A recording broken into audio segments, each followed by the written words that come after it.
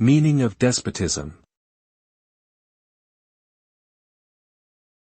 Despotism. Despotism. Despotism. Despotism.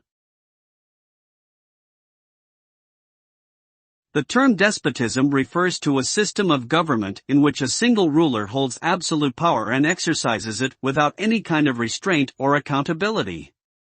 In such a system, the ruler is able to make decisions unilaterally and without regard for the will or well-being of the people they govern. This can lead to widespread oppression, inequality, and suffering for those who are subject to the ruler's authority. Ultimately, despotism tends to undermine the legitimacy of government and create social, political, and economic instability.